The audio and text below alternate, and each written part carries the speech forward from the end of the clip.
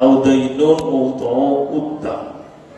Faliyatina moko becik teko sapa sira maing kita.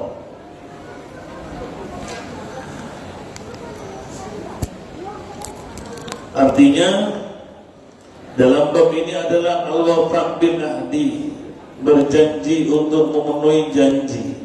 Nabi Muhammad sebelum meninggal pernah berjanji kepada sahabat Jabir, Jabir, engkau lek uang yang dari Bahrain itu datang, sampai tak kayak itu sakmini.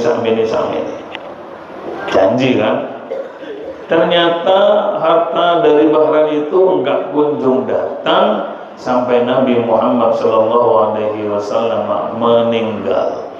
Berarti janji Nabi belum terpenuhi kepada sahabat Jabir. Kemudian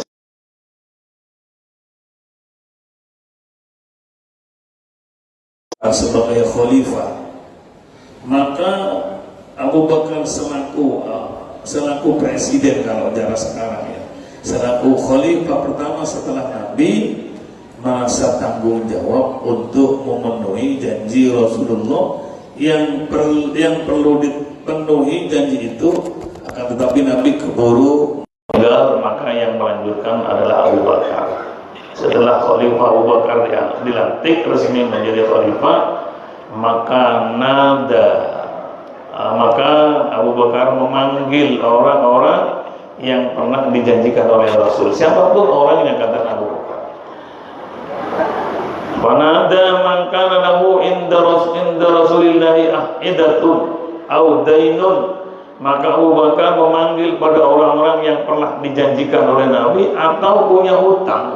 Nabi punya hutang kepada siapapun, dipanggil oleh Abu Bakar. Katanya Abu Bakar, saya yang bertanggung jawab untuk memenuhi terhadap janji atau melunasi hutang dari Nabi itu. Waliyaktina, maka datanglah kepada kami.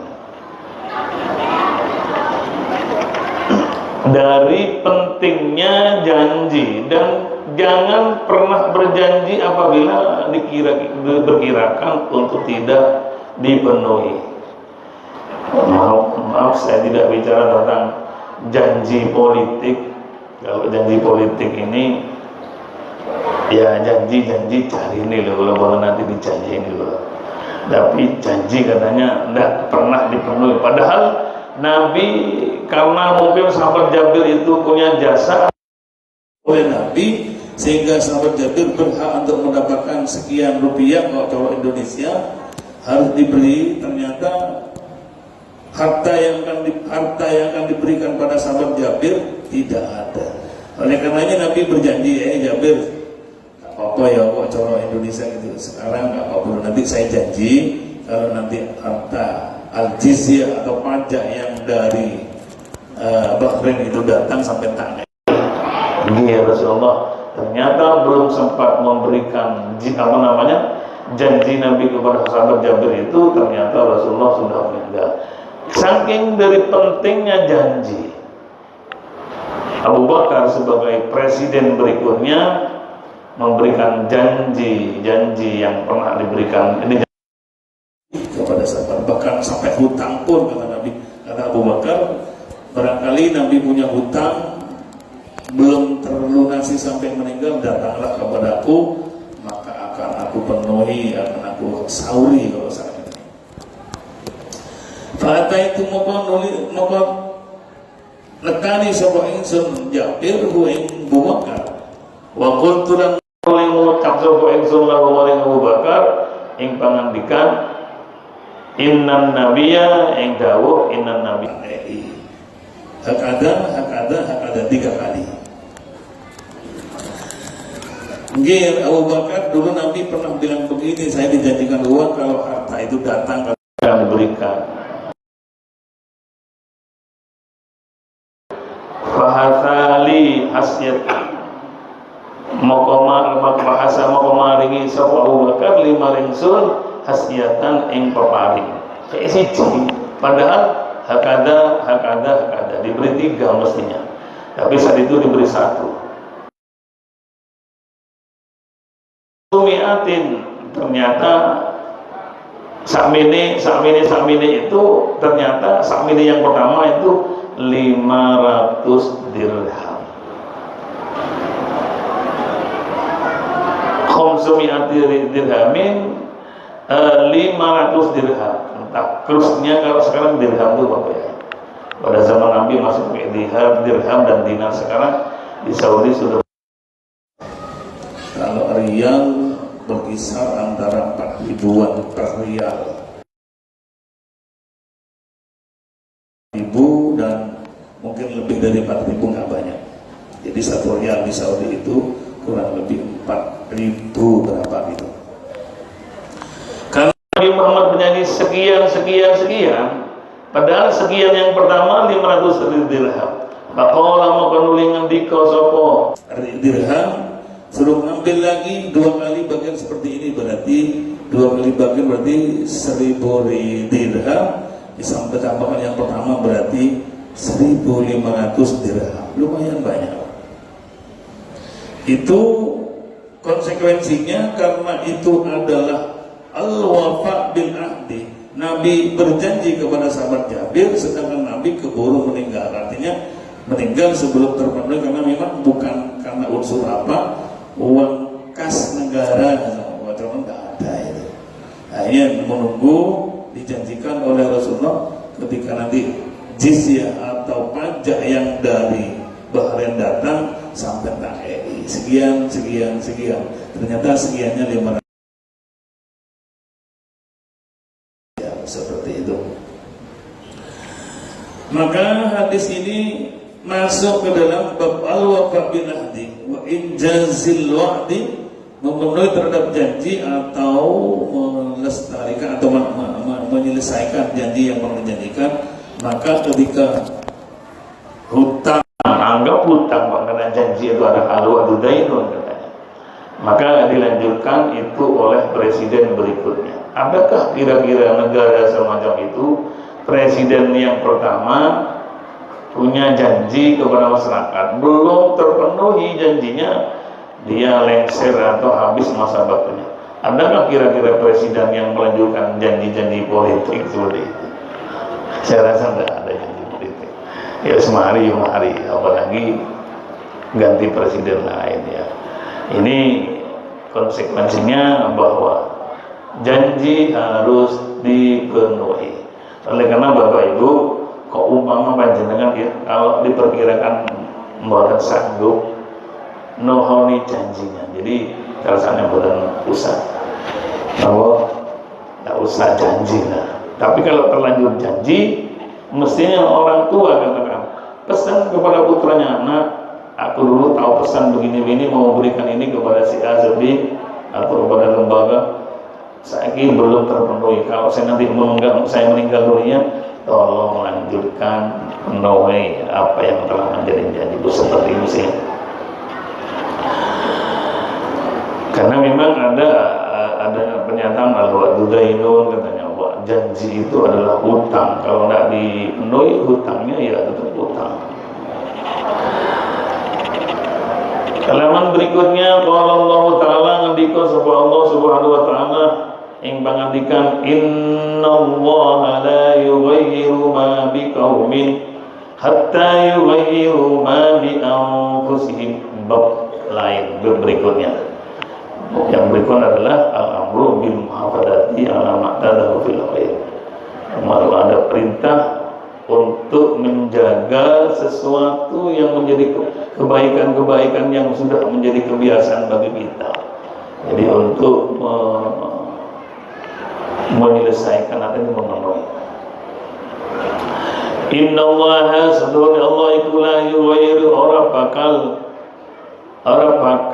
merubah sapa Allah ma ing barang bikaumin kang tetep ing dalam siji kaum, hatta yughayyiru hingga merubah sapa kaum ma ing barang bi anfusihim ing kang tetep ing dalam pira-pira awake kaum. Surat Al-Ra'd 11. Qala ta'ala lan ndika sapa Allah, wala takunu lan ojo ana sapa sira kabeh kallati kaya wong wedok nakodot kang bundel, nakodot kang ngelepas ghuslaha ing bundelane. Ada yang mengatakan melepas benang yang telah terrajut, mimba dikuatin ing dalam sakwisi kuat yang barang yang sudah tertata rapi, terrajut dengan rapi, kok dibuka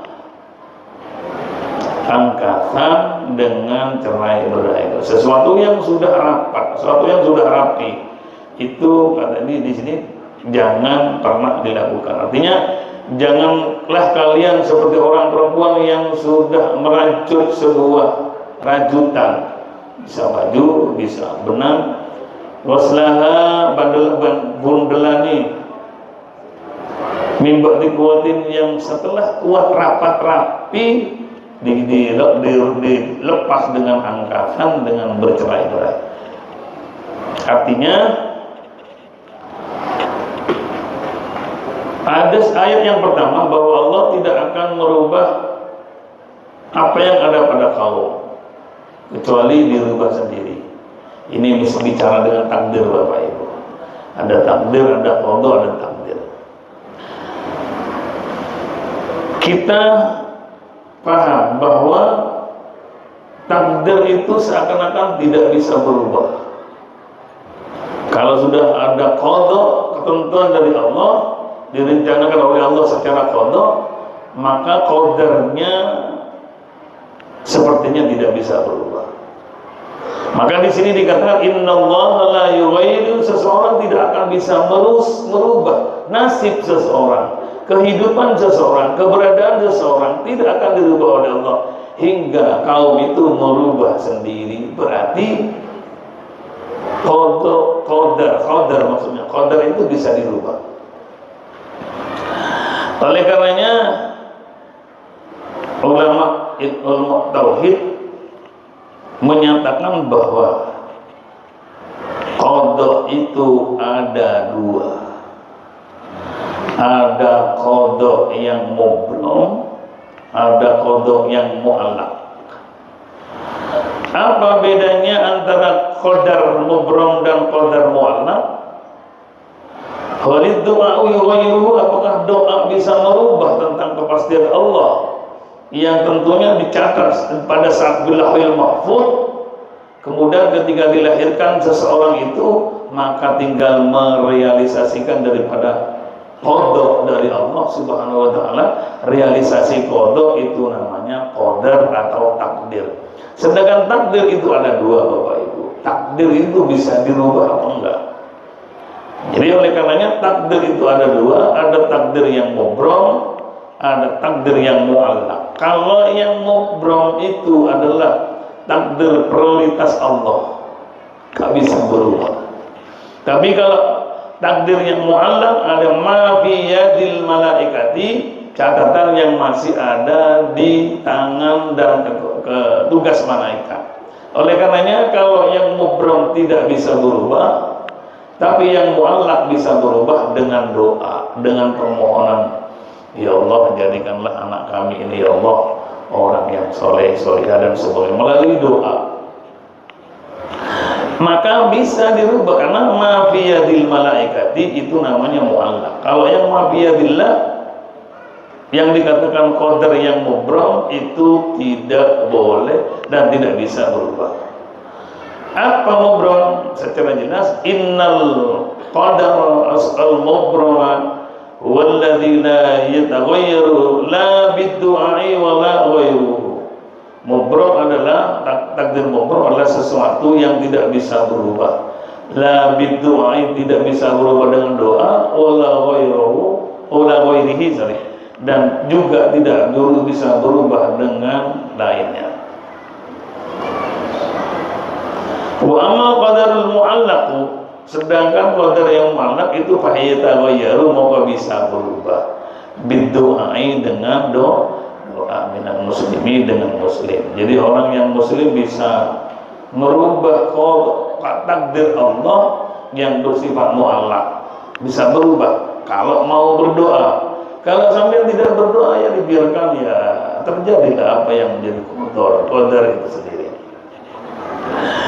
Syaratnya bisa diayyakuna khalisan mutahalliyan bi asbabil qabulid du'ai, dengan syarat harus ikhlas dan tulus doanya. Mutahalliyan bi asbabil qabulid du'a, dan melakukan syarat-syarat diterimanya doa. Kalau tidak melakukan syarat-syarat dikabulkannya doa, ya tidak mungkin. Di antaranya syarat-syarat doa apa? Harus bersih dirinya, harus tidak pernah makan barang haram, tidak pernah minum barang haram, dirinya semacam-macam syarat-syarat dikabulkannya doa. Maka dengan doa itu qada yang bersifat mu'allaq bisa berubah. Bahkan dengan sholawat, qada yang mu'allaq itu bisa berubah, bisa diminta istilahnya untuk berubah, yang tidak bisa menjadi baik, bisa dengan doa, bisa dengan sholawat pada Nabi Muhammad SAW. Karena sholawat pada Nabi itu di dalamnya ada ya sebutan nama Nabi Muhammad, dan di dalamnya juga ada semacam syafaat dari Nabi Muhammad SAW. Artinya selama dia melakukan hal-hal yang menjadi sebab diterimanya doa, bila kita ucapkan, bila kita sampaikan kepada Allah, bisa jadi itu berubah. Dan sekarang yang harus kita tebak, mana takdir Allah yang mubrom, mana takdir Allah yang mu'allaq. Maka jawabannya nggak bisa kita melihat mana yang mubrom, mana yang mu'allaq. Ya minta aja sampean, pokok ya Allah, di dunia baik ya Allah, di akhirat baik. Itu namanya doa sabu jaga. Enak lah ya Rabbana atina fid dunya hasanah. Ya Allah, saya minta di dunia ini baik, di akhirat juga baik. Semua orang mesti punya kita seperti itu. Ya kalau ternyata sifat takdir itu termasuk takdir yang mu'allaq, bisa dirubah oleh Allah. Tapi kalau sudah mubrom, tidak bisa berubah walaupun diminta bagaimanapun. Contohnya di sini seperti umpama dulu ada yang berdoa Islamnya Abu Jahal, bukan bisa. Abu Jahal di Allah, mudah-mudahan Abu Jahal masuk Islam, karena sudah mubrom, tidak bisa. Seperti contoh yang mu'allaq, Sayyidina Umar itu sebelum masuk Islam memusuhi Nabi. Wah, Sayyidina Umar kalau berperang, Masya Allah, jangankan luka, tergores saja Sayyidina Umar takut. Apalagi tidak pernah. Jangankan luka, tergores dalam perang pun Sayyidina Umar tidak. Orangnya tegas, orangnya pemberani. Ketika Nabi Muhammad SAW melihat Sayyidina Umar seperti itu dasarnya dalam berperang, Nabi Muhammad doa, ya Allah, Allahumma a'izzal Islam bi Umar.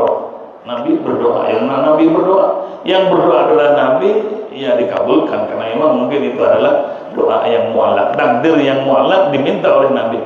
Allahumma doa Allah a'izzal Islam, muliakanlah ya Allah Islam ini ya Allah bi Umar, dengan Umar. Karena Nabi berdoa dan mengingat takdir itu takdir yang mu'allaq, maka dikabulkanlah doa itu, sehingga Nabi Sayyidina Umar masuk Islam. Setelah masuk Islam, nyata bahwa Umar bisa menjadikan Islam menjadi mulia, sebab diantaranya dengan sahabat-sahabat yang lain juga dengan Umar. Itu contohnya takdir yang mu'allaq. Andaikan Umar itu mungkin catatan dari Allah di Lauhil Mahfuz termasuk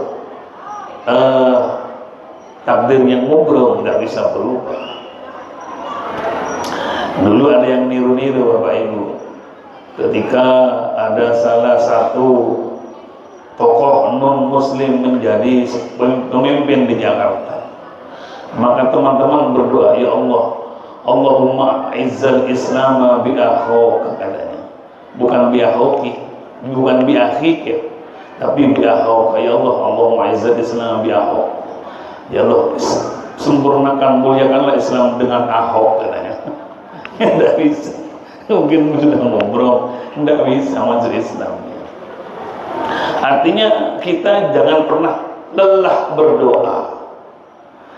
Kadang-kadang berdoa itu memang bisa berubah, karena doa itu, hal itu adalah bukan mubrom tapi mu'allaq, bisa berubah. Panjenengan ya kok doa saja. Kalau sampean berdoa mungkin bisa berubah. Tapi andai takdir yang muallak itu apabila tidak sampean minta kepada Allah, maka tetap seperti catatan di tangan malaikat. Tapi kalau sampean minta, ya bisa jadi bisa berubah. Maka Nabi menyatakan beberapa tempat dan beberapa Nabi menganjurkan kita harus jangan pernah malu-malu minta kepada Allah. Kalau Allah tidak diminta berarti kitanya yang sombong. Karena yang jelas kita butuh kepada Allah. Allah suka kalau umatnya minta.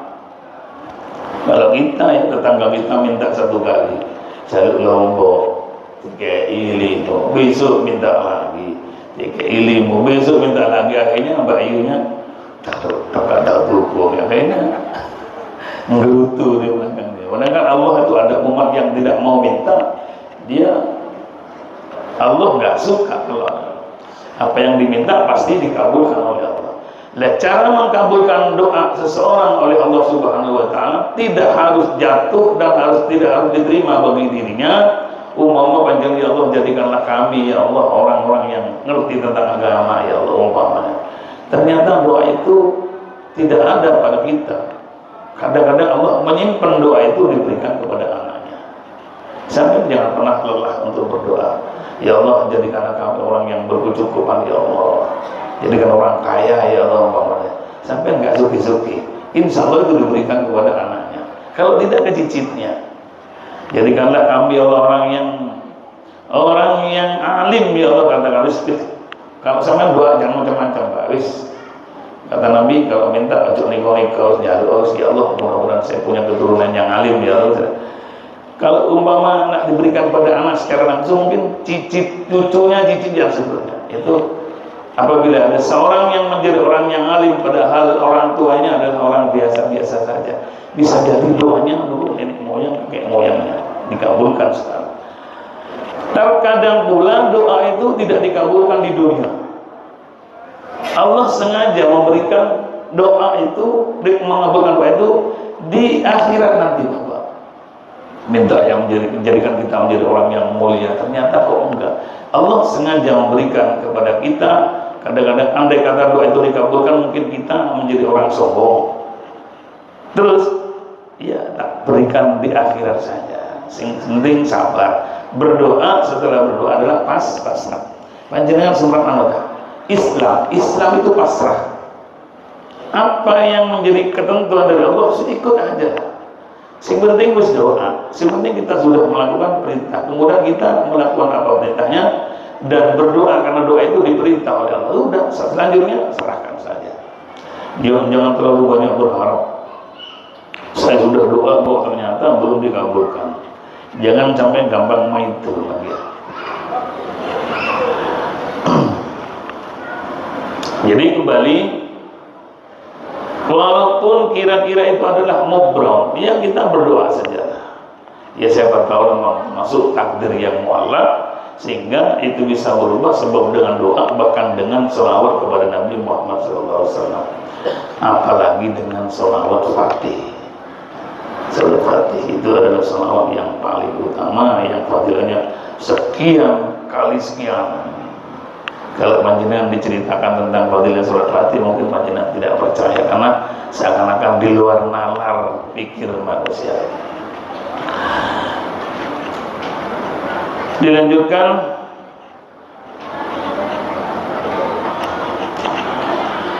faqala Allah Ta'ala lan ndika sapa Allah Ta'ala ing pangandikan wala yakunu kalladzina utul kitaba min qablu faqala 'alaihimul amad faqasat qulubuhum wala yakunu lan ojo ono sapa akeh iku kalladzina kaya wong akeh utu kang den paringi sapa alladzina alkitaba ing kitab samawi. Siapa mereka? Adalah Yahudi dan Nasrani. Sekarang santer orang bicarakan tentang Yahudi. Siapa Yahudi itu? Yahudi katanya sekarang yang menjadi Israel itu. Israel yang membombardir dengan dukungan Amerika, saudara kita yang Palestina itu dibombardir tanpa rasa kemanusiaan. Sekolah dibom, udah, termasuk rumah ibadah dibom, udah ribuan, udah 10.000 orang lebih yang meninggal sudah. Ternyata Yahudi itu siapa Pak? Saudaranya Nabi Yusuf. Nabi Yakub itu punya istri paling tidak 2. Istri yang pertama ada Yahuda, ada Rubil, ada namanya itu anak-anak yang 11 itu ibu yang pertama. Kemudian Nabi Yakub nikah lagi dengan istri yang kedua, punya anak 2, Nabi Yusuf dan Bunyamin. Yang keturunannya Nabi Yusuf, istri Nabi Yakub yang pertama itulah yang menjadi cikal bakal daripada Yahudi itu.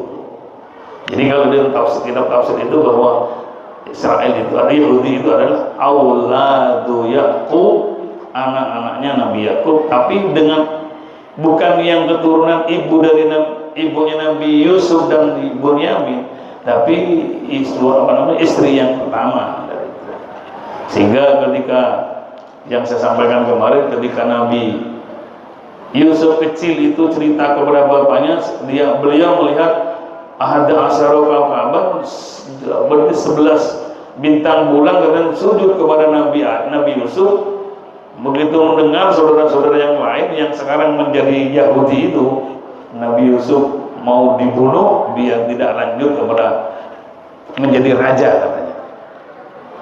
Tapi justru penghalang itu Nabi Yusuf terantar menuju kerajaan. Andaikan tidak dibuang ke dalam sumur oleh saudaranya, maka Nabi Yusuf tidak mungkin, artinya secara akal sulit untuk masuk menjadi raja, karena sudah dibuang ke sumur. Justru ke sumur itu menjadi jalan menuju kerajaan.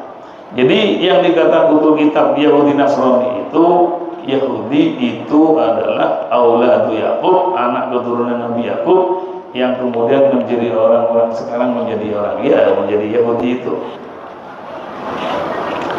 Kalau Nasoro yang sekarang Bapak Ibu, kitab sucinya sudah banyak yang berubah.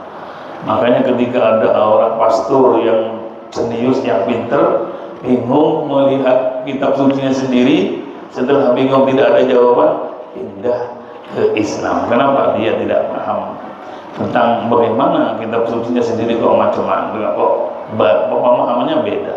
Ada perjanjian lama, ada perjanjian baru, ada Matius, ada Lukas, ada Yohanes, itu masing-masing kitab sucinya beda.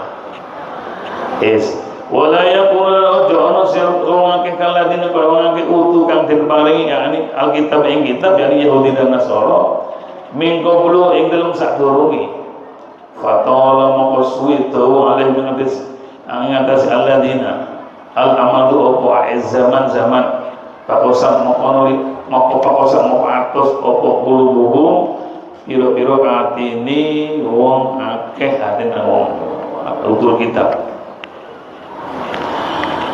Wa qala ta'ala nang ngriko subhanahu wa ta'ala fama ra'auha haqqa riayatiha. Ini masih bab muhafadzah ala ma'tadahu minal khair, menjaga kebiasaan baik yang pernah dilakukan. Fama ra'auha moko ora ngrekso ha ing ketentuan-ketentuan Allah. Haqqa riayatiha kelawan sak bener-benere ngereksa ing ketentuan-ketentuan Allah.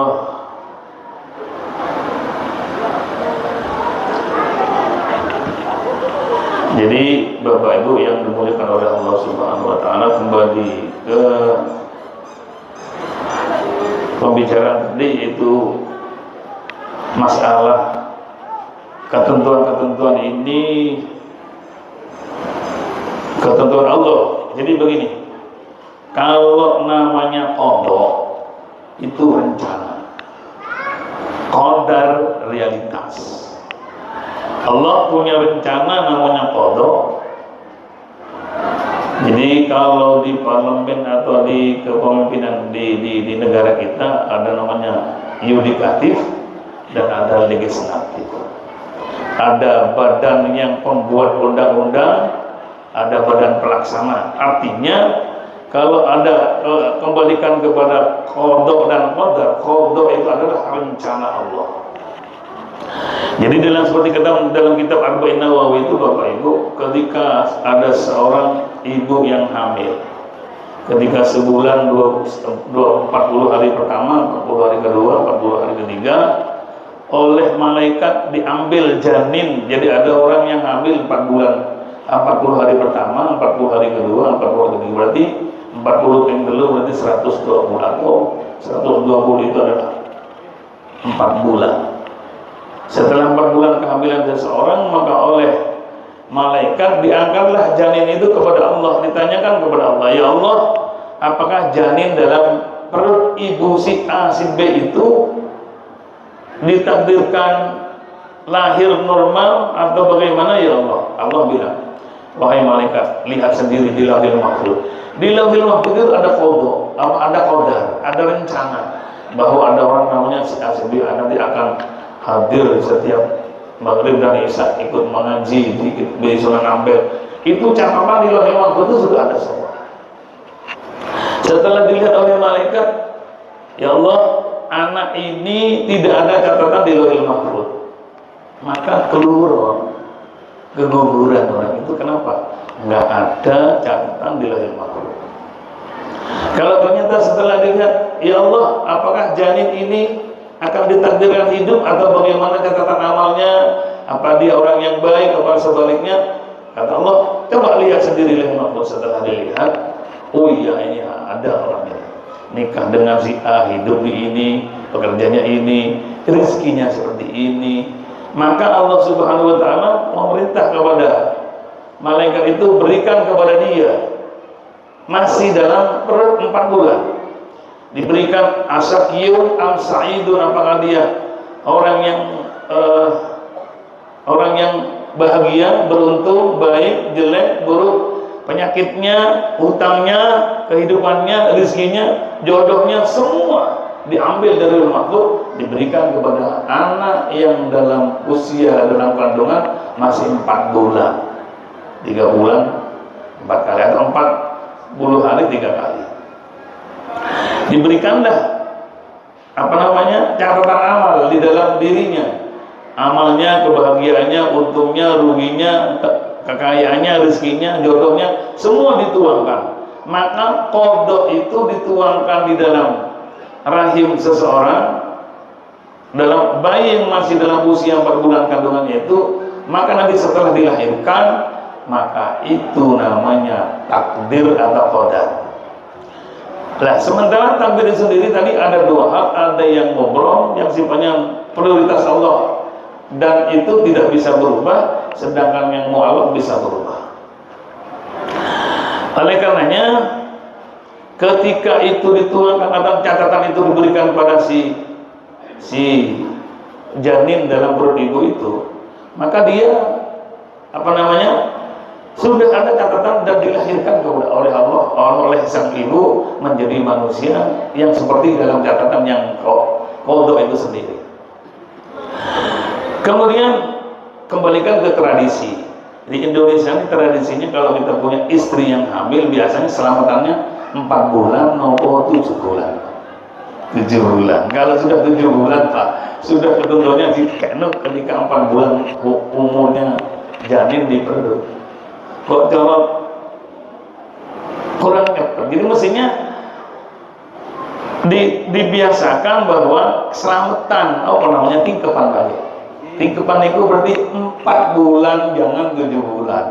Kalau sudah 7 bulan terus keburu dikekno, Pak. Jadi 4 bulan itu diberikan nasibnya, ekonominya, jodohnya, baik apa tidak, itu 4 bulan. Sampai kalau minta baik atau tidak kepada anak yang sudah umur 7 bulan kandungannya, sudah terlanjur catatannya dikekno 4 bulan itu kemana. Sampai telat. Mestinya 4 bulan. Nah, sekarang ada yang 2. Ada yang Islam tingkepan itu ketika usia kandungan itu 4 bulan, ada yang 7 bulan. Kan kalau 7 bulan sudah terlambat, Bapak Ibu. Mestinya ketika 4 bulan. Bu Ibu, Ibu-ibu nanti kalau nampak nyelamati putrinya atau ya siapa ibu kiambok ya monggo 4 bulan ketika sudah rencanakan sebelum catatan itu diberikan kepada sang janin, diminta kepada Allah melalui minta tolong kepada tetangga dengan bacaan Yasin, dengan pembacaan surat Maryam, dengan pembacaan surat Yusuf. Kenapa surat Yusuf? Karena kesannya ganteng kasus Nabi Yusuf. Kenapa Siti Maryam, surat Maryam? Biar seperti hidupnya seperti Siti Maryam, katanya begitu. Dan doa-doa seperti selawat-selawat yang diberikan atau dibaca pada saat itu dalam rangka mohon kepada Allah anak yang dalam kandungan masih sebelum 4 bulan itu ditakdirkan menjadi orang yang baik. Doanya bukan hanya minta sendiri, tapi mengajak tetangga, mengundang tetangga, diajak bersama, mohon bersama kepada Allah untuk sang janin yang masih sebelum 4 bulan kandungannya. Toh itu nanti Bapak Ibu, kalau 7 bulan bisa dikatakan telat, bisa tidak telat. Kenapa? Sebab kalau ternyata takdir yang ada pada diri seorang yang telah dilahirkan berupa takdir yang mu'allaq, maka takdir mu'allaq itu bisa dirubah dengan doa, utamanya dengan sholawat. Sholawat itu canggih loh, apalagi sholawat Fatih. Jadi panjenengan dengan doa, maka dengan doa itu kita bisa meminta kepada Allah takdir yang mu'allaq bisa berubah sesuai dengan permintaan kita. Tapi yang mohon maaf tidak bisa diganggu gugat itu. Ya mudah-mudahan apa yang kita harapkan termasuk catatan yang ada untuk anak kita, yang semoga umpamanya anak kita dicatat menjadi orang yang nggak benar katakanlah, tapi panjenengan rajin doa, rajin baca sholawat, maka panjenengan ketika minta kepada Allah dan itu umpama menjadi takdir yang mu'allaq, maka dirubah oleh Allah. Putranya panjenengan dirubah karena mungkin itu termasuk takdir yang mu'allaq. Lah sekarang yang dokter sulit, bukan dokter tapi memang sulit untuk membedakan mana yang mubrom untuk itu, mana yang mu'allaq, kita tidak tahu. Tapi doa aja lah. Siapa tahu itu adalah mubrom, mana bukan yang mubrom tapi yang mu'allaq. Umpama catatan biyadil malaika bahwa putranya panjenengan masuk orang yang nakal, umpama naudzubillah. Tapi ketika itu adalah termasuk takdir yang mu'allaq, panjenengan minta kepada Allah dengan doa, kemudian dengan baca selawat, dengan baca Al-Quran dan doa-doa yang lain, yang semua biyadil malaika, catatan di malaikat adalah catatan yang umpama nakal putranya panjenengan, tapi sampai minta dan itu termasuk yang mu'allaq, maka bisa berubah 100%, bahkan 180% berubah asal catatan jelek ketika diminta, apalagi di dalam rahim dia sebelum dilahirkan diminta kepada Allah, maka menjadi anak yang baik karena permintaan kita kepada Allah Subhanahu wa taala. Sering-seringlah berdoa karena memang itu permintaan diminta oleh Allah. Ud'uni astajib lakum, mintalah kepada Allah. Takei sampean itu cara turun itu. Juga dengan membaca salawat Nabi. Salawat Nabi itu Bapak Ibu, apa namanya, awlan nasi bi yaumal qiyamati aksaruhum sholatan. Orang yang paling mulia dengan diriku, kata Allah dalam hadis qudsi, adalah orang yang paling banyak baca sholawat. Yang paling banyak baca sholawat itu yang paling dekat dengan Allah. Itu diskusi. Aksaru sholatan, aksaru zaujatan. Sing paling banyak rezeki pas sholawatnya, paling banyak istrinya nanti di surga. Teman-teman ini banyak pemburu sholawat. Ini paling banyak istrinya nanti di surga. Amin. Jadi itu memang ketentuan kita. Rasulullah bilang begitu itu. Masuk pemburu sholawat. Sholawatnya nggak tanggung-tanggung. Sholawat Fatih loh. Jadi kembali bahwa siapa yang tidak kepingin atau ingin anaknya menjadi orang yang soleh, siapa yang tidak ingin dirinya atau hidupnya menjadi orang yang sukses, tapi kita harus ada semacam kesabaran Bapak Ibu.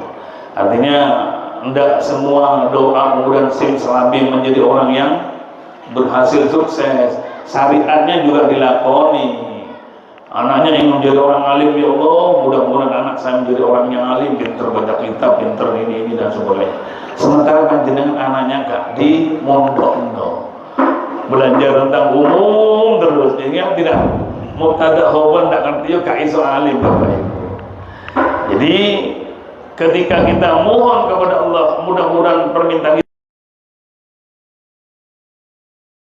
secara syariat kita upayakan anak kita disekolahkan, dikuliahkan sehingga menjadi sarjana S1 dan sehingga menjadi profesor, doktor dan guru besar. Maka itu adalah syariatnya harus dilakukan. Tidak hanya doa kemudian tidak disekolahkan, ya termasuk hal yang mustahil gitu. Kembali bahwa kita harus tetap mengikuti perintah Allah. Kita diperintah oleh Allah untuk berdoa, maka berdoalah. Semoga yang kita minta termasuk yang mu'allaq semua, sehingga ketika dia catatan di maqdiyatil malaika orang yang tidak benar diminta oleh kita dengan cara berdoa, dengan memperbanyak selawat, maka akan berubahlah nasib atau nasib atau takdir yang mu'allaq itu akan berubah sesuai dengan permintaan kita. Itu penjabaran daripada ayat innallaha la yughayyiru ma biqaumin hatta yughayyiru ma bi anfusihim. Allah Subhanahu wa taala menyatakan Allah tidak akan merubah nasib seseorang sehingga dia merubah sendiri dengan doa dan salawat. Semoga dan mudah-mudahan apa yang kita minta bisa dikabulkan oleh Allah Subhanahu wa taala. Tetaplah berdoa semoga kita dan anak keturunan kita dan cucu-cucu kita, cicit-cicit kita sampai hari kiamat menjadi orang yang betul-betul ahli ibadah, ahli sholawat. Amin ala hidayah wa ala kulli niyatin shalihah. Al-Fatihah. A'udzu billahi minasyaitonir rajim. Bismillahirrahmanirrahim. Alhamdulillahi rabbil alamin. Arrahmanir rahim. Iyyaka na'budu wa iyyaka nasta'in. Shiratal ladzina an'amta 'alaihim. Assalamualaikum warahmatullahi wabarakatuh.